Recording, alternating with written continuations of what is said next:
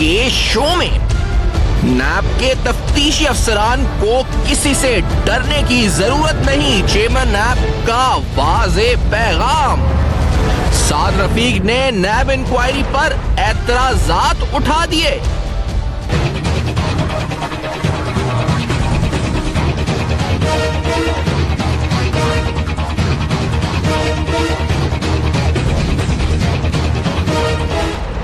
तीन केसेस में गिरफ्तारी का खदशा, हमजा शहबाज की अबूरी जमानत में तौसी।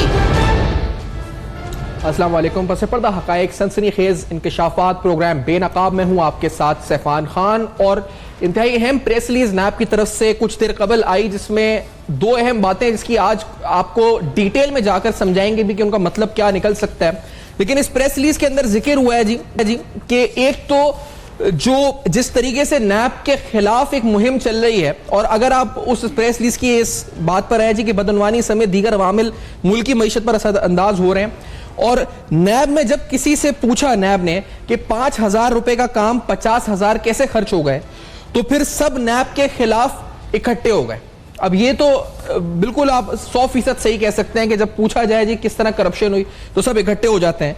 लेकिन एक और अहम बात है इस प्रेस रिलीज की जो मैं आपके सामने रख रहा हूं, क्योंकि ये कंस्ट्रक्शन एसोसिएशन ऑफ पाकिस्तान के नुमाइंदगान से मुलाकात थी चेयरमैन नैब की। तो इस मुलाकात में यह बात भी सामने आई कि तरक्याती मंसूबों के हवाले से जो मुआहदे किए गए, वो मुआहदे ज्यादातर तरक्याती उन एजेंसी से या उन कॉन्ट्रैक्टर से हुए जो कि पाकिस्तानी नहीं थे, गैर मुल्की थे। और एक जगह तो ये फिगर 80% भी कोट की गई है कि 80% तक कॉन्ट्रैक्ट जो थे वो नवाजे गए या दिए गए बाहर के कॉन्ट्रैक्टर्स को बनिस्बत लोकल कॉन्ट्रैक्टर्स या लोकल एंटरप्रेन्योर्स या बिजनेसमैन को प्रमोट किया गया।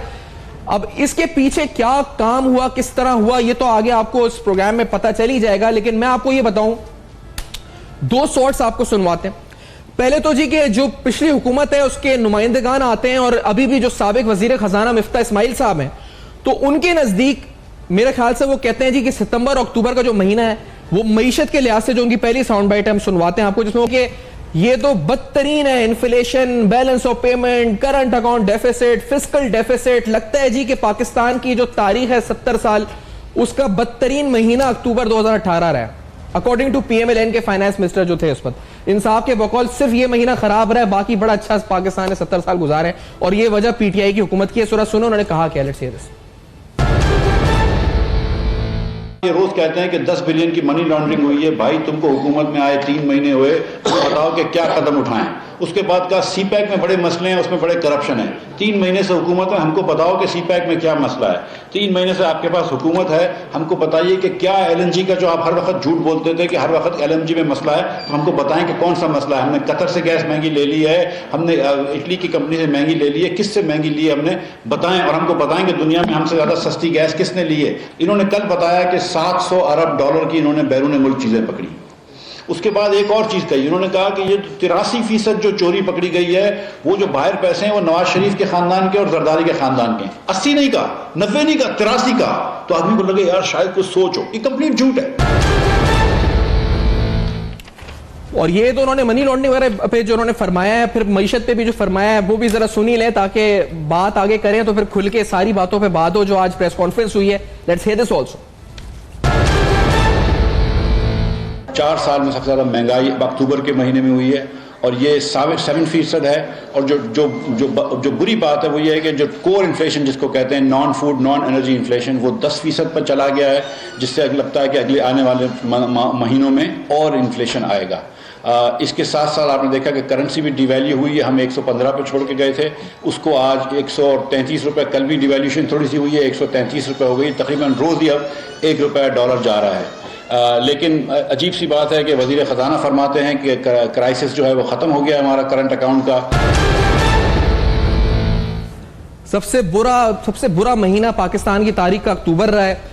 कोई गुना किसी ने कुछ नहीं किया है, कोई मनी लॉन्ड्रिंग नहीं हुई है। 10 अरब डॉलर की फिगर झूठी है, 5.3 बिलियन डॉलर्स के एसेट्स भी झूठे हैं। सब झूठ, सब फरेब, सब झूठ है। सब नैब भी गलत है, PTI भी, हर चीज गलत है जी। हम सही हैं इस वक्त, आप बिल्कुल सही हैं सर।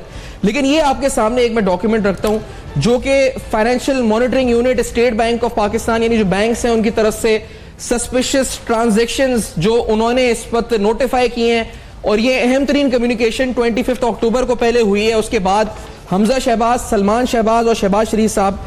शहबाज शरीफ साहब का शनाख्ती कार्ड नंबर ही बता देते हैं आपको, 35200308562993। ये suspicious transactions financial monitoring unit की तरफ से आइडेंटिफाई की गई हैं प्रोएक्टिवली, ताकि मनी लॉन्ड्रिंग डिटेक्ट की जा सके। और ये financial monitoring unit anti money laundering law के तहत, एक्ट के तहत 2010 का जो है उसके तहत काम कर रहा है। और ये बैंक्स और एक्सचेंज कंपनीज ने उनको फराम की नॉलेज, जो उन्होंने आगे लॉ एनफोर्समेंट या नैब वगैरह को फराम करी है इंफॉर्मेशन। इनमें तीनों के नाम इस वक्त हैं, हमजा शहबाज, सलमान शहबाज और शहबाज शरीफ साहब के। और उनसे जो इस वक्त मुंसलिक जो सस्पिशियस ट्रांजैक्शंस रिपोर्ट है, यानी STRs हैं, जो फाइनेंशियल मॉनिटरिंग यूनिट जो है वो आइडेंटिफाई करता है, वो इस खत में मौजूद हैं। अब ये तहकीकात करना नैब का काम है, लेकिन आपने तो सारे तीर इस वक्त नैब पे बरसाना शुरू कर दिए हैं। और ये रिपोर्टें आ रही हैं कि फाइनेंशियल मॉनिटरिंग यूनिट कह रहा है कि STRs हुए हैं, सस्पिशियस ट्रांजैक्शंस हुई हैं, यानी मुबैना तौर पे मनी लॉन्ड्रिंग हुई है, अगर आसान अल्फाज में कहूं इस वक्त आपको। तो आपको सबूत के साथ सामने चीजें रख रहे हैं। मेरे साथ राना अजीम साहब सीनियर सहाफी हैं, इस वक्त लाहौर में मौजूद हैं। मीर मोहम्मद अली खान साहब एक इन्वेस्टमेंट बैंक और फाइनेंशियल एक्सपर्ट हैं, हमारे साथ इस्लामाबाद में मौजूद हैं। और कराची में जनाब शौकत बसरा साहब मौजूद हैं, मारूफ सियासी रहनुमा है। अभी वाबस्तगी आपकी किसी सियासी जमात से नहीं, लेकिन बड़ा खूब खुलकर बोलते हैं। बसरा साहब, आपका भी शुक्रिया, आपने ज्वाइन किया। राना साहब, सस्पिशियस ट्रांजैक्शन रिपोर्ट, शहबाज शरीफ, हमजा शहबाज, सलमान शहबाज, ये लोग तो कहते हैं बड़े नेक पारसा हैं, इधर नैब को डॉक्यूमेंट्स मिल रहे हैं इनके बारे में। ये क्या हो रहा है सर? स्टेट बैंक को रिपोर्टें मिल रही हैं, इन्होंने क्या ट्रांजैक्शंस की हुई हैं, क्या मामला है ये सारा? बिस्मिल्लाहिर्रहमानिर्रहीम। बात यह है कि अभी आपने खुद ही कह दिया कि ये नेक है, पारसा है, इससे अच्छे है ही कोई नहीं। शहबाज शरीफ के अगर आप वो शॉट भी दिखा देते हैं जिसमें वो कहते हैं कि मैंने एक डेले की भी करप्शन की हो तो मुझे सजाए मौत दे दी जाए, मुझे सजा दे दी जाए। अब बात यह है कि दिल्ली की वाकई करप्शन उन्होंने नहीं की, और जो शहबाज शरीफ कहते थे वो है भी सच कि उन्होंने एक दिल्ली की नहीं की, उन्होंने अरबों रुपए की करप्शन की है, उन्होंने करोड़ों रुपए की करप्शन की है। उन्होंने हर उस काम में हाथ डाला है जहां से पैसा आता था, जहां से पैसा नहीं आता था इन्होंने वहां से भी पैसा निकाला है। और वो पैसा निकालकर सलमान शहबाज, हमजा शहबाज और मियां शहबाज शरीफ के अकाउंट में गया है। आप गौर करें कि अगर जरा इनकी हिस्ट्री उठा के देखें कि जब जब ये इक्तदार में रहे हैं तब तब ये अमीर हुए हैं, जब जब ये अपोजिशन में रहे हैं उस वक्त भी इनको फायदे पहुंचे हैं। पहली दफा हुआ है कि चोर चोरी करते हुए पकड़ा गया है, चोर की पुरानी चोरियां भी सामने आ गई है, वो सारी करप्शन सामने आ गई है। तो इनको ये बुरा लगना शुरू हो गया है। अब इनको नैब पर इतराजात शुरू हो गए हैं। अब इन्होंने नैब के खिलाफ कंपेन शुरू कर दिया है, इन्होंने अदलिया के खिलाफ कंपेन शुरू कर दिया है। अदलिया अगर इन्हें रिलीफ दे तो ठीक है, अदलिया अगर इन्हें इनके साथ इंसाफ करे और इनका जुर्म सामने लेकर आए और इनको गिरफ्तार करवाए तो अदलिया बुरी है। देखें, आपने जो सबूत सामने दे दिए हैं, जो स्टेट बैंक की एक पूरी लिस्ट सामने आ गई है कि किस किस तरीके से पैसे ट्रांसफर हुए हैं, किसके अकाउंट में किस किस तरीके से पैसे गए हैं। तो उसके बाद अगर मुफ्ता इस्माइल हो या उसके बाद तसद्दुक मलिक साहब हो, कोई भी मुस्लिम लीग नून का रहनुमा हो, बैठकर यह बात करे कि हमने करप्शन नहीं की, हमारे लीडरों ने कुछ नहीं किया, उन्हें वैसे पकड़ा गया है, इंतकामी तौर पर निशाना बनाया गया है, नैब गलत कर रही है, तो फिर मैं समझता हूं कि पूरी कौम को चाहिए, हर बाशऊर आदमी को चाहिए कि फिर इनका मुहासबा करे, इनका गिरेबान पकड़े। और जिस तरह आज मैं समझता हूं कि चेयरमैन नैब ने कहा है कि अब हमें डरने की जरूरत नहीं, अपने तमाम अफसरान को कहे कि जो तगड़ा हो, जो भी हो, जो करप्ट है उस पर हाथ डालो, तो अब डालना चाहिए। अब सबूत सामने आ गए हैं, अब कौम मुंतजिर है इसका बात की कि जिस तरह शहबाज शरीफ जैसी अगर तगड़ी शख्सियत को पकड़ा जा सकता है तो अब बाकी उनके जो लोग हैं उनको भी गिरफ्तार किया जाए, उनको रिलीफ ना दिया जाए, अब उन पर मजबूत हाथ डाला जाए। बात यह कि ये तो सबूत आ गए ना बैंक के, जी ये मैं इसी बात पे, ये जो ट्रांजैक्शन हुई, जो इनके पास आए हैं पैसे, जी ये जो बैंक के सबूत है, मैं बस साहब अगर आपको शामिल करता चलूं क्योंकि ये बड़ा अहम मामला इस तरह से भी है। अभी राना अजीम साहब ने कहा कि मामला शुरू हो चुका है, इधर तीनों का जिक्र है इस पर, उनके दोनों साहबजादगान का और उनका खुद भी, और उसमें लिखा है जी कि जो सस्पिशियस ट्रांजैक्शंस हैं वो फाइनेंशियल मॉनिटरिंग यूनिट ने लेटर के जरिए 2018 में ही 12 जनवरी 2018 को नोटिफाई किए हैं, फिर जिस तरह 25 अक्टूबर को कॉरेस्पॉन्डेंस हुई है। तो बसरा साहब, क्या ये जरदारी साहब की तरह जैसे फेक अकाउंट का केस चल रहा है, ये मामला मनी लॉन्ड्रिंग का तो नहीं शुरू होने लगा इनके खिलाफ? क्या बहुत बड़ी डेवलपमेंट हुई है जो स्टेट बैंक ने चीजें सामने लेकर आए हैं, और चूंकि नैब ये एफएमयू है, वो एफएमयू है, स्टेट बैंक से भी आया है, तो ये बड़ी इंपॉर्टेंट है कि इसके ऊपर अब तो मेरे ख्याल में ब्लैक एंड व्हाइट हो गया कि कहां से पैसे ट्रांसफर हुए, किस अकाउंट में गए। तो मैं पहले भी एक दिन प्रोग्राम कर रहा था कि ये कहना कि जी ये अकाउंट्स किसके हैं, पैसे किसने डाले हैं, बहुत इजी तरीका है। आज साइबर क्राइम देखे ना, आपका अकाउंट है, आपका कार्ड मैंने ले लिया, उसमें मैंने पैसे डाल दिए, क्या किसी बैंकर ने अकाउंट खोला होगा? वो जिंदा है या दुनिया से चला गया है, उसके साइन मौजूद होंगे, वो लेजर्स मौजूद होंगे, वो रजिस्टर्स मौजूद होंगे, वो हर चीज सामने आ जाएगी। मैं समझता हूं ये जो बात चेयरमैन नैब ने की है कि ये गैर मुल्की कंपनियों को कॉन्ट्रैक्ट्स दिए गए, ये बहुत गलत हुआ। नहीं तो गलत हुआ। फिर ये पैसे यहां से गए तो ये हो क्या रहा था? फिर अभी मैं आगे मुल्तान मेट्रो पे, लेकिन ये मतलब आपने कॉन्ट्रैक्ट्स बाहर क्यों दिया? आप तो लाहौर में ऑपोजिशन कर रहे हैं। मैं कह रहा हूं कि पहली ज्यादती तो ये इस बात की है कि अगर लोकली वो लोग जो काम करते हैं, पहले इतना बड़ा अनएम्प्लॉयमेंट है, बेरोजगारी है, महंगाई है, हालात इतने बुरे हैं लोगों के, आप उनमें उन लोगों को अकोमोडेट करें जो यहाँ कंपनीज मौजूद हैं। हम जाके चाइना चले गए, हम लोग टर्की चले गए, हम लोग कहीं और ममालिक में कतर चले गए, भाई आप इन लोगों को ठेके दो। और ये चेयरमैन नैब ने जो बातें की हैं, और मैं समझता हूं कि जो सलीम शहजाद पे जो प्रेशर है उसके ऊपर भी बात होनी चाहिए। भाई आप सुबह शाम अगर गालियां देंगे नैब को कि नैब करप्ट है, नैब बदयानत है, काला कानून है, इनके पास कोई सबूत नहीं है, इनके पास कोई बातें मौजूद नहीं है, ये हम टारगेट कर रहे हैं, तो अब अगर वो चीजें सामने लेकर आए हैं तो उनके खिलाफ प्रोपेगेंडा शुरू हो गया। देखिए सलमान, शौकत बसरा हो, सैफान खान हो, कोई पावरफुल आदमी हो, या उनको जब तक आप रुथलेस अकाउंटेबिलिटी नहीं करेंगे, अपने अपने गिरेबान में हर किसी को झांकना होगा। ये पाकिस्तान किसी के बाप की जागीर नहीं है, ये पाकिस्तान ये बड़ी कुर्बानियों के बाद हासिल किया गया है। और अब भी अगर हमने अकाउंटेबिलिटी का मौका जाया कर दिया, क्योंकि इस वक्त अक्रॉस द बोर्ड अकाउंटेबिलिटी हो रही है, मेरी नजर में इसको कोई माने या ना माने, चेयरमैन नैब को ये सामने आना चाहिए। एक बात जो उठ रही है बार बार कि जी जो रूलिंग पार्टी के लोग हैं, जो और पावरफुल लोग हैं, जिनके केसेस पेंडिंग पड़े, सब के सब केसेस सामने लाने चाहिए और उन्हें एक दो प्रेस कॉन्फ्रेंस में बताना चाहिए कि कौन कौन से केस अंडर इन्वेस्टिगेशन है, कौन कौन से सबूत हमारे पास आ चुके हैं, ताकि दूध का दूध पानी का पानी हो और तमाम हकायक कौम के सामने आए। सो आज की जो उनकी प्रेस रिलीज है और ये जो आप बात अभी बाकायदा डॉक्यूमेंटेड आपने दिखाई है, तो ये बहुत इंपॉर्टेंट डेवलपमेंट, बड़ी इंपॉर्टेंट डेवलपमेंट है। लेकिन मीनू मदनी खान साहब, आपका एक्सपर्ट ओपिनियन इस पर क्या होगा? लेकिन I will ask you after this very short break. बेनकाब में नाज़रीन हम आएंगे, फिशेस ट्रांजैक्शंस क्या होती हैं, फाइनेंशियल मॉनिटरिंग यूनिट, और फिर मुल्तान मेट्रो के हवाले से बड़ी अहम तफसीलात सामने आई हैं कि मनी लॉन्ड्रिंग के हवाले से तकरीबन $28 लाख और ऐसी 49 ट्रांजैक्शंस, क्या माजरा है, ये भी सुनाएंगे इस ब्रेक के बाद। मेरे साथ रहिए।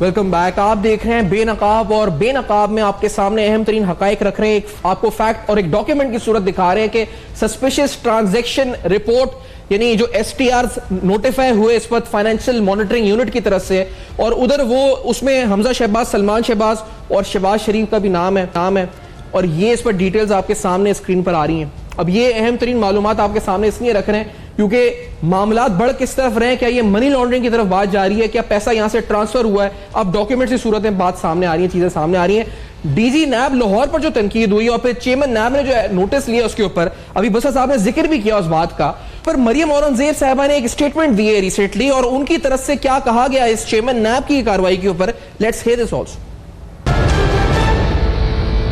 कल नोटिस ले लिया जी नैब ने, चेयरमैन नैब ने, और यही पाकिस्तान मुस्लिम लीग नून का तहफ़्फ़ुज़ात थे, यही कि किस तरह गुजरा वज़ीर आज़म और नैब के DG नैब लाहौर जो है वो जाकर इंटरव्यूज दे सकते हैं। ये कानूनी तौर पर ठीक नहीं है और उस पर एक्शन ले लिया गया, जो कि बहुत अच्छी बात है।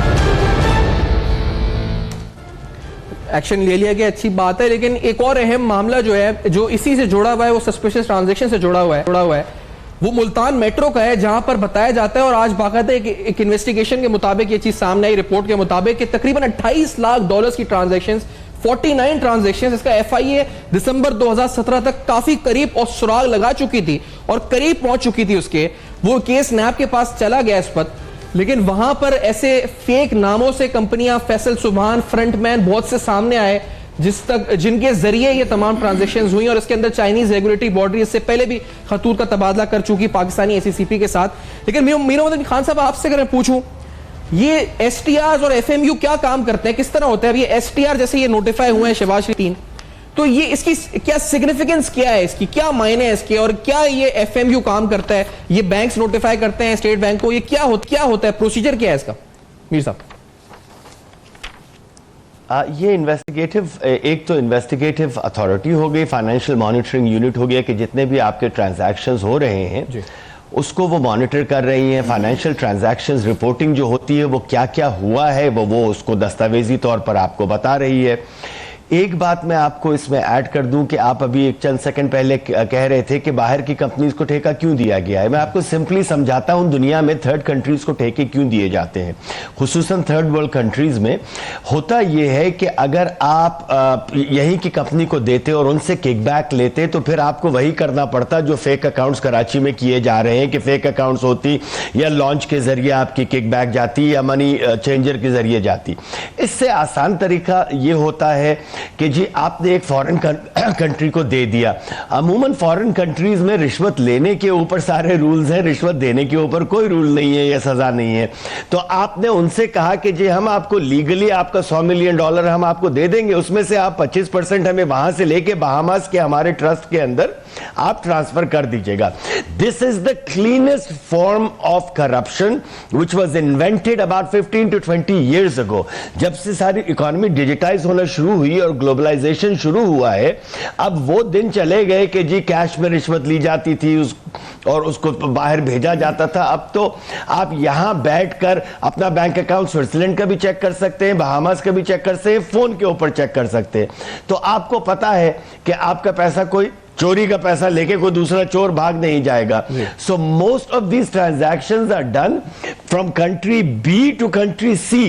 Country A is the country of origin जहां पे प्रॉफिट जनरेट किए जा रहे हैं और उस प्रॉफिट से किकबैक ली जा रही है। तो ये एक सिंपल सी चीज है। एक आम आदमी को फाइनेंशियल ट्रांजैक्शन समझ नहीं आते हैं, उसको सिर्फ टैंजिबल चीजें समझ आती है कि जी इसने एक नई गाड़ी खरीद ली है। वो एक गाड़ी क्या, वो तो आधी टोयोटा की कंपनी खरीद सकते हैं जितनी रिश्वत ये सियासतदान, जो करप्ट वाले सियासतदान है, ये बनाते हैं।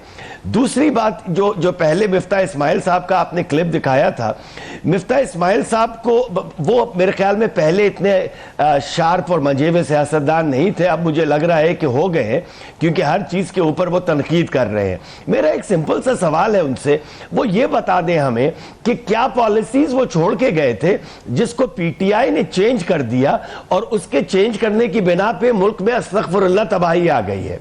देखिए ना, अगर आपने कोई अच्छी पॉलिसी छोड़ के गई हो और उस पॉलिसी में मैं तब्दीली लेकर आऊं तो आप तो सब में पहले कहेंगे कि ये पॉलिसी मैंने बनाई थी, मेरी एक्सपोर्ट की ये पॉलिसी थी, मेरी इनकमिंग रेमिटेंसेस की ये पॉलिसी थी, मेरी एफडीआई की ये पॉलिसी थी, मेरी कैपिटल मार्केट्स की ये पॉलिसी थी, और उन पॉलिसीज में ये 3 महीने में चेंजेस की गई है जिसके सबब इकोनॉमी में तबाही आई है। करंट अकाउंट डेफिसिट वही था और वो बढ़ गया, फिस्कल डेफिसिट वही था, वो बढ़ गया, बैलेंस ऑफ पेमेंट वही छोड़कर गए थे। मेरा कोई ताल्लुक नहीं है तहरीक इंसाफ से, मगर जब कोई ब्लेटेंटली झूठ इकोनॉमी के बारे में बोलता है तो आई थिंक मेरा ये फर्ज है कि मैं कौम को बताऊं कि ये इकोनॉमिक ब्लेटेंट लाइज है। ये सिर्फ इनसे कभी आप प्रोग्राम कीजिए, मुझे सामने बिठा दीजिए, मैं इनकी पॉलिसीज को लेकर साथ बैठूंगा और इनसे मैं पूछूंगा हल्फिया बता दें कि किस पॉलिसी में चेंज हुई है जिसकी वजह से मुल्क में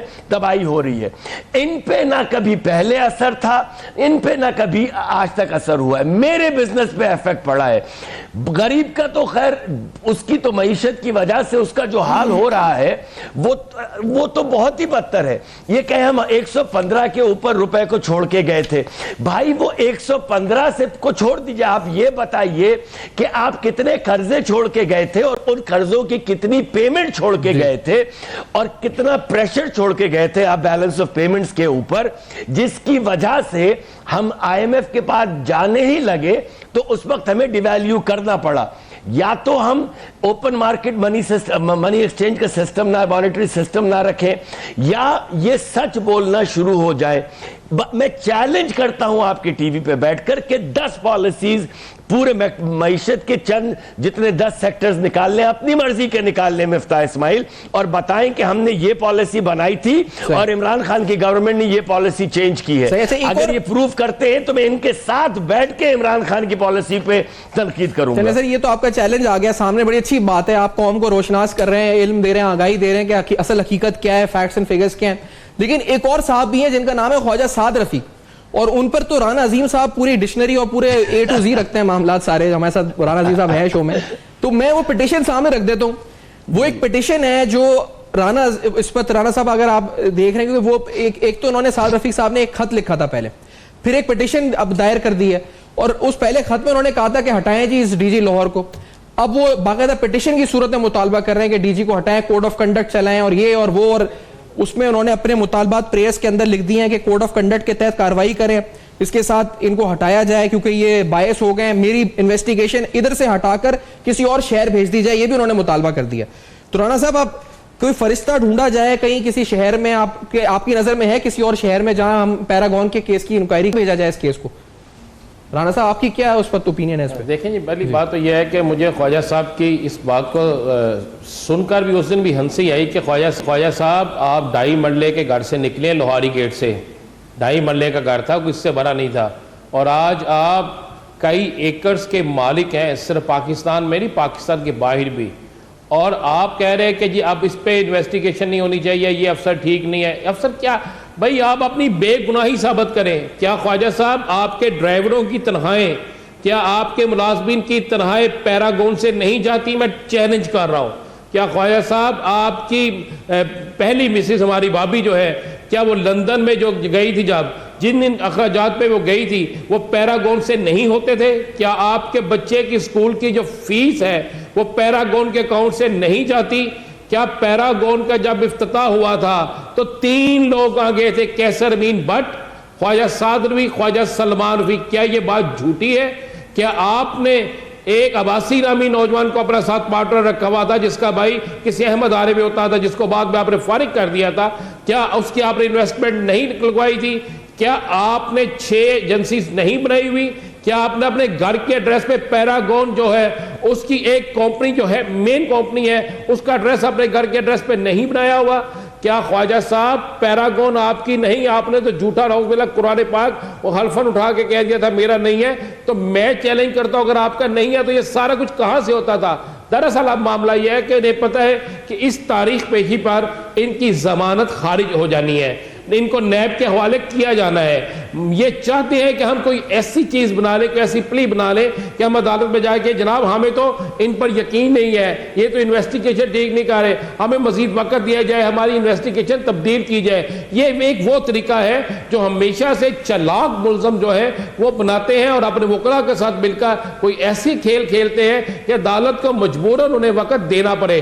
ख्वाजा साहब का एक भी सच साबित कर दे, सामने दफा ये साबित कर दे कि इनका पैरागॉन से तल्लुक नहीं, इनके भाई का पैरागॉन से तल्लुक नहीं, इनके दुबई में फ्लैट नहीं, इनके पिंडी से मरी के दरमियान 76 जो पार्क है उसके पास इनकी हाउसिंग सोसाइटी नहीं।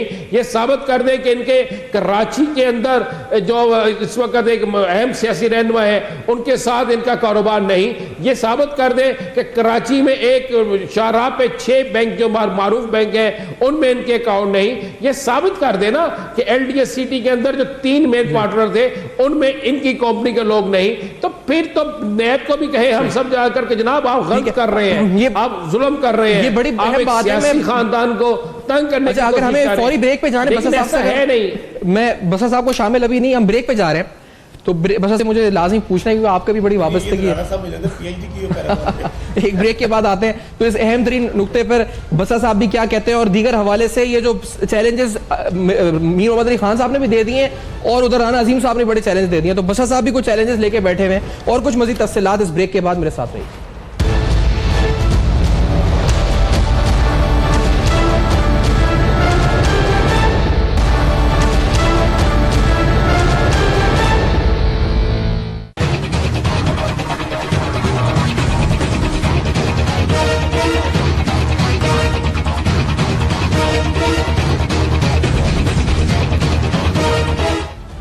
Welcome back. आप देख रहे हैं बेनकाब, और बेनकाब में हम हैरान हो रहे हैं, परेशान हो रहे हैं। एक तरफ नैब के खिलाफ मुहिम जारी है, नैब खुद लिख रहा है आज प्रेस रिलीज में कि 5,000 की चीज़ 50,000 में हो तो सवाल पूछा जाए जी, तो फिर सवाल उठता है कि आप नैब के खिलाफ मुहिम शुरू हो जाती है। सस्पिशियस ट्रांजैक्शन रिपोर्ट सामने आ रही है जिसके अंदर हमजा शहबाज, सलमान शहबाज, शहबाज शरीफ का नाम है। हमजा शहबाज ऑलरेडी बेल पर है, और एक और केस जो ड्रेनेज का 21 करोड़ रुपए के कायम करने का, जो इन्होंने रमजान शुगर मिल के हवाले से कायम किया था, वो अलग मामला चल रहा है। और दूसरा अहम मामला शहजाद अकबर साहब की एक शॉर्ट कल की प्रेस रिलीज, जो प्रेस कॉन्फ्रेंस थी, उसमें से आपको सुनाएंगे क्योंकि बड़ा अहम मामला, और फिर बसरा साहब का भी कमेंट इसके ऊपर शामिल करते हैं। वो जो बैरून मुल्क जायदादें बनाई गई हैं और वो अरबों डॉलर की जायदादें बनाई गई हैं, वो जरा फिर एक बार सुने, अपनी मेमोरीज को रिफ्रेश करें और गम खाएं जी कितना पैसा मुल्क से लूट लिया गया। जरा सुनते हैं पहले इस बात को। 10 ममालिक पे हमारा फोकस रहा है। उन 10 ममालिक के अंदर जो हमारी इस वक्त तक तहकीक हुई है और तफ्तीश हुई है, उसके मुताबिक जो एसेट्स हम ट्रेस कर पाए हैं, उसका कुल हुजम इस वक्त 5.3 अरब डॉलर है। 5.3 अरब डॉलर जो पाकिस्तान से बाहर ले जाया गया गैर कानूनी तरीके से, इसमें मनी लॉन्ड्रिंग भी मुलव्वस है, वहाँ पे जायदादें बनाई गई हैं बैंक अकाउंट से। तो ये 5.3 अरब डॉलर की फिगर इस वक्त तक है, और ये पाकिस्तानी रुपयों में 700 अरब रुपए बनते हैं। दुबई के अंदर इस वक्त जो उनकी अपनी लैंड अथॉरिटी, और ये पूरे यूएई की बात नहीं हो रही, सिर्फ दुबई की बात हो रही है, उनकी लैंड अथॉरिटी के अपने मुताबिक पाकिस्तान तीसरा बड़ा मुल्क है जो वहां रियल एस्टेट जिसकी वो ओन करते हैं। मेरा ख्याल है ये ऐसी एक सस्पिशियस ट्रांजैक्शन रिपोर्ट आती होगी जब ये पैसा यहां से जाता होगा बाहर, लेकिन कोई एक्शन उस पर नहीं होता था। लेकिन अब नैब, FIA, तमाम इदारे एक्टिव हैं और अब कार्रवाइयां हो रही हैं, सामने आ रही हैं। भसा साहब, साद रफीक साहब के बारे में पहले मैं आपका कमेंट चाहूंगा ना। अभी राना अजीम साहब ने पूरी कहानी सुनाई थी, आपका क्या कमेंट है? आप देखते हैं शुरू से किस तरह की बातें कर रहे हैं? मेरा ख्याल है कि जब आपके पास सबूत मौजूद हैं कि आपने कोई करप्शन नहीं की, पैरागॉन आपसे कोई तल्लुक नहीं है, तो फिर घबराने की तो जरूरत ही नहीं है। बिल्कुल क्लियर क्रिस्टल होकर आप तहकीक तफ्तीश करवाएं और कौम के सामने अपने हकायक रख दें कि ये मुझे बता दें मेरा कहाँ तल्लुक है। और जाहिर है मैं खुद एक वकील हूँ, जब कोई IO इन्वेस्टिगेशन करता है तो वो सारी की सारी फाइल रखता है जज साहब के सामने, उसके अंदर सारी जिम्मियाँ लिखी होती हैं कि वो किस तरह उनको जोड़ते हैं या किस तरह इनका कनेक्शन पैदा करते हैं, एक एक चीज सामने आ जाएगी। अभी जो राना अजीम साहब ने बातें कही हैं, मेरे ख्याल में उन्होंने तो क्वेश्चनर दे दिया है। वो क्वेश्चनर ऐसा है कि उन्होंने एक एक चीज को साबित किया है कि उनके इवन बच्चों के अकाउंट्स, बच्चों के टिकट्स, वो तो कह रहे हैं वो सारे मामला वहां से चल रहे थे। और जाहिर है ऐसे रिपोर्टर हैं जिनके ऊपर मैं राना अजीम साहब को आप चैलेंज नहीं कर सकते, माशाल्लाह बड़ा उनका तजर्बा है। तो जैसे जैसे ख्वाजा साद रफीक साहब जा रहे हैं कभी हाईकोर्ट में केस ट्रांसफर कराने के लिए, इल्जामात की बजाय मैं ये समझता अगर मैं उनकी जगह होता तो मैं सीना ठोक के मैदान में आता, मैं कहता आए जी, जिसने तहकीक करनी है करे। सलीम शहजाद ने करनी है, अगर उन्हें बयान दे दिया है, देखिए मैं अगर आपको चोर कहता रहूं आप इंतजार बर्दाश्त करेंगे, अब एंड ऑफ द डे कौम के सामने बातें करेंगे ना, वो सीना ठोक के मैदान में आ जाए कि ये मेरे पास सबूत है, ये मुझे बताएं किस तरह से मेरे को कनेक्शन। और दूसरी बात, शहजाद अकबर साहब ने, मैं समझता अभी बहुत, मैं कल इनकी प्रेस कॉन्फ्रेंस नहीं सुन सका था, उन्होंने तो बाकायदा 10 ममालिक के अंदर बता दिया कि पाकिस्तानी, और वो जायदादें लीगल बेस से नहीं, जो इलीगल बेस से बनाई गई हैं, जो मनी लॉन्ड्रिंग है, जो पैसे ट्रांसफर हुए हैं। अगर 5.3 अरब dollar, it's a huge amount जी।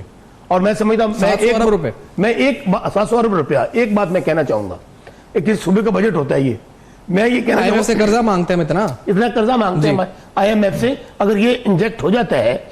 और अभी गवर्नमेंट से मैं बात कहना चाहूंगा, मेरे ख्याल में वक्त आ गया कि इनको, चूंकि इन्होंने बहुत ज्यादा अपने तकरीरों में, खान साहब ने, बाकी लोगों ने ये बातें कही हुई थी कि हम आते ही वो पैसा वापस लेकर आएंगे। अभी 60 साहब के पास मौजूद है, अब मेरे ख्याल में एक्शन का वक्त है, अब अमल का वक्त है, अब वो सारे चेहरे एक्सपोज होने चाहिए। मैं फिर कहता हूं, खा वो शौकत की जायदाद है, खा सैफान के, हम दोनों बैठे हुए ना, पहले तो हम अपनी बात करें ना, जो लोग यहां बैठे हैं उनके चेहरे सामने लेकर आए कि कौन कौन लोग हैं जिन्होंने इस मुल्क को, जिनकी वजह से आज हमारी शिनाख्त है।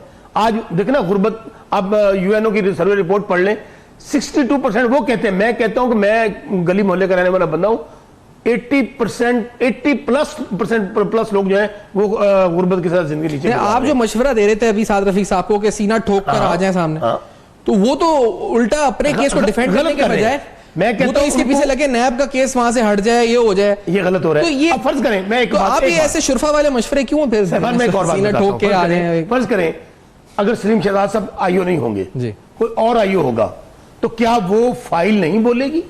क्या वो सबूत नहीं बोलेंगे? क्या वो कनेक्शन सामने नहीं आएंगे? तो फिर ये खालिद साहब को और एम्बेरसमेंट होगी। उनको सलीम अब क्योंकि सलीम शहजाद साहब मीडिया पे आ गए, एक बात सामने आ गई, अब उनके लिए और आसानी है, कहेंगे ये आदमी अब मीडिया पे आया था, ये मेरे खिलाफ सबूत लेकर आए, मैं मैदान में आता हूँ। बड़ा भाई मेरा ख्याल है अगर सलीम शहजाद नहीं ABCD XYZ कोई भी हो, ये राना अजीम साहब को ही बुला लें प्रोसिक्यूशन विटनेस, आप इनको डीजी लगा देना। राना साहब तो माशाल्लाह सुनता भी रहता हूँ, बड़े पुराने जर्नलिस्ट हैं और काफी उनके पास चीजें मौजूद होती हैं। नहीं, लेकिन ये सर मैं अगर ये मीर साहब अगर आपसे टेक्निकली समझना चाहूं, क्योंकि ये जो अभी शहजाद साहब की मैंने आपको साउंड बाइट सुनाई $5.3 बिलियन की, तो ये जो STR होता है, सस्पिशियस ट्रांजैक्शन होती है, जो FMU रिपोर्ट करता है, जैसे मिसाल के तौर पे ये 3 जगह इन्होंने रिपोर्ट किया, इन 3 जो उस वक्त अहले खाना का जो हम खत बार बार दिखा रहे हैं, तो ये इसी तरह से FMU रिपोर्ट कर देता है कि जी ऐसा हुआ है एजेंसीज को, और फिर उस पर कार्रवाई होती है। ये पहले शायद इतना इफेक्टिवली नहीं होता था, अब थोड़ा प्रोएक्टिव हो गए हमारे इदारे, नैब FIA वगैरह, सब ये बात है। नहीं, देखिए, रिपोर्ट करने वाले ने रिपोर्ट कर दिया, अपनी जिम्मेदारी पूरी कर दी। जिसको रिपोर्ट किया गया है वो भी तो इसहाक डार साहब के अंदर ही वो इदारे हुआ करते थे। उन्होंने रिपोर्ट किया, इस डार साहब ने कह दिया कि इसको साइड पे रख दो। देखिए, आपका ये जो फाइनेंशियल रिपोर्टिंग के रूल्स एंड रेगुलेशंस हैं, ये इतने कॉम्प्लिकेटेड नहीं है, और सारे ममालिक आपस में एक दूसरे से अब कोऑपरेट करते हैं। आप जो चाहे मंगा सकते हैं। अगर आप कल दुबई के UAE के अथॉरिटीज को कहें या लंदन को कहें, वो आपको लिख देंगे, वो आपको ट्रेस भी करके दे देंगे। अब वो सारे जो सस्पिशियस ट्रांजैक्शन रिपोर्ट है, ये सस्पिशियस ट्रांजैक्शंस है, वो आपके पास आ गई हैं।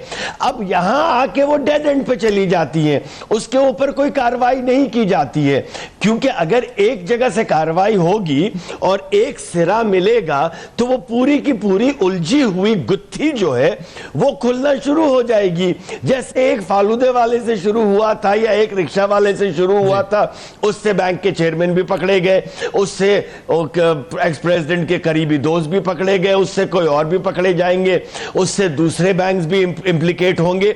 ये सिरे होते हैं, ये कोई रॉकेट साइंस नहीं है फाइनेंशियल ट्रांजैक्शंस के क्राइम्स को पकड़ना आजकल के दौर में, क्योंकि इनकी एक फोरेंसिक पूरी एक ट्रेल बनी हुई होती है। और आजकल तो ये फोरेंसिक ट्रेल के साथ साथ एक साइबर ट्रेल भी छोड़ के जाती है, क्योंकि अगर आपने उस अकाउंट को अपने फोन से भी चेक किया है या किसी दूसरे IP से जस्ट बैलेंस चेक करने के लिए गए हैं, तो वो भी आपके पास आ जाता है। अगर उस अकाउंट को जो हैंडल कर रहा है उससे आपने बात की है, तो वो तो सिंपल चीज है, उससे आपने ईमेल एक्सचेंज की है, वो भी आपको पता चल जाता है। यहां पर जो है इस वक्त जो चेंज मैं देख रहा हूं वो ये देख रहा हूं कि इनमें अब हुकूमत में विल आ गई है। ये इन्होंने एक डिसाइड कर लिया है कि अब पकड़ेंगे। अगर पिछली गवर्नमेंट डिसाइड कर लेती वो भी पकड़ सकती थी, उससे पिछली वाली डिसाइड कर लेती वो भी पकड़ सकती थी। मैं ये कह रहा हूं कि सारे टूल्स अवेलेबल हमेशा से थे, अब थोड़े बेहतर हो गए थे चंद साल पहले, मगर उन टूल्स को इस्तेमाल करने की विल नहीं थी जो अब मैं देख रहा हूं। और जैसे शौकत भाई ने कहा कि हर एक का एहतसाब होना चाहिए, सही बात है, ब्लैक एंड व्हाइट। ये मैं भी, मेरी भी यही इस वक्त फीलिंग और असेसमेंट, आप एग्री विद दिस कि आप सही कह रहे हैं कि इस वक्त विल आ गई है, कैपेसिटी तो वही है लेकिन विल इस वक्त आ चुकी है। अच्छा, ये जो मुल्तान मेट्रो के वाले से मामला है, इसकी डिटेल में जो 49 ट्रांजैक्शंस हैं और 28 जो इस पर $2.8 मिलियन की ट्रांजैक्शंस हैं, ये तफसीलन आपके साथ हम एक आध प्रोग्राम में आइंदा दिनों में रखेंगे। लेकिन राना अजीम साहब, मैं अगर आपसे ये पूछना चाहूं कि एक जो राना अजीम साहब, अगर मैं आपसे लास्टली पूछना चाहूं, क्योंकि ये एक जो मुहिम जिसका आज निशानदेही और थोड़ा सा हवाला भी दिया है चेयरमैन नैब ने इस प्रेस रिलीज में, कि एक मुहिम जो शुरू की गई है एक इंटरव्यू के बाद DG के, क्या ये कामयाब हो सकेगी इस पूरे नेक्सस की जो मुहिम है बचने की, नैब को मुतनाज़ा बनाकर? आपको लगता है ये कामयाब होंगे या नैब कामयाब होगी और बहुत जल्दी कानून हरकत में आएगा और इनके मंतकी अंजाम तक पहुंचाएगा इन लोगों को? राना अजीम साहब देखेंगे, इंशाल्लाह नैब कामयाब होगी, क्योंकि हमेशा हक को फतह मिली है। और ये जो लोग हैं इनका, जिस तरह आज आपने भी डॉक्यूमेंट्स दिखा दिए, और भी बहुत से डॉक्यूमेंट सामने आ रहे हैं और नैब के पास भी जो सबूत है वो भी सामने आ रहे हैं। एक एक चीज़ सामने आ रही है, मीडिया जो है वो एक एक चीज़ इनकी बेनकाब कर रहा है, सामने चीज़ें आ रही हैं। तो अगर आप ये सोचें कि इनके ऐसे करने से, इनकी इन गुफ्तगू से, इनकी इन प्रेस रिलीज़ों से, इनके इन प्रेस कॉन्फ्रेंसों से और इनके बयानात से नैब को मुतनाज़ा बना के ये बच सकेंगे, अब ये नहीं बच सकेंगे। क्योंकि इस वक्त पहली दफ़ा पाकिस्तान के अंदर तमाम अदारे पाकिस्तान से करप्शन के खात्मे के लिए एक पेज पे है और चेयरमैन नैब तो वो शख्स है जिसको किसी से लालच ही कोई नहीं। उसने खुद कहा है कि मैं ऐसा काम करके जाना चाहता हूं कि आने वाली नस्लें याद रखें और ये पाकिस्तान करप्शन से पाक हो। देखें, पाकिस्तान को करप्शन से पाक करने का जो फायदा सिर्फ चेयरमैन नैब को नहीं है, हमारी आने वाली नस्लों को है, इस पाकिस्तान को है, इस मुल्क को है, ओवरसीज को है, सबको इसका फायदा है। तो मेरा ख्याल नहीं बल्कि मेरा यकीन है कि इंशाअल्लाह ताला नैब कामयाब होगी और आप देखेंगे कि दिसंबर के महीने में सख्त सर्दी में इन लोगों के पसीने छूटेंगे। किन लोगों के? जिन्होंने कैप्शन की है, वो लोग जो आज अदलिया के खिलाफ बोल रहे हैं, जो नैब के खिलाफ बोल रहे हैं, जिन्होंने एक 2.5 मरले के घर से लेकर आज कई एकड़ पर रकबों पे अपने घर बना रखे हैं। अभी तो आपने हमजा शहबाज शरीफ, सलमान शहबाज की बात की है। जनाब जरा इनके करीबी जो पुलिस अफसरान थे, मेरे पास लिस्ट मौजूद है, किसी प्रोग्राम में वो लिस्ट सामने ले आऊंगा। इनके जो करीबी लोग थे उनको सामने ले आऊंगा और शहबाज शरीफ साहब के एक बड़े पर्सनल सेक्रेटरी जुबैर खान को भी आपके प्रोग्राम में ले आऊंगा, जो बताएगा कि किस तरह किस जगह पर बैठकर किस किस सरकारी अफसर से क्या क्या डील होती थी और किस किस इनके मुलाजम करीबी रिश्तेदारों के नामों पर कौन सी बेनामी जायदाद। इंशाल्लाह फिर ये नशिश भी रखेंगे, आपके साथ नशिश रखेंगे। सर मैं शुक्रिया अदा करूंगा इस वक्त तो आपका वक्त इख्तिताम पर पहुंचा है। मीर मोहम्मद अली खान साहब का मौजूद रहे हमारे साथ इस प्रोग्राम में, गुफ्तगू करी अहम तरीन मौज़ूआत पर, कुछ अहम शवाहिद आपके सामने रखे। फीडबैक का आपका इंतजार रहेगा, फेसबुक, ईमेल्स और ट्विटर जिस पर आप फीडबैक देखते रहेगा। अब तक अपना बहुत ख्याल रखिएगा।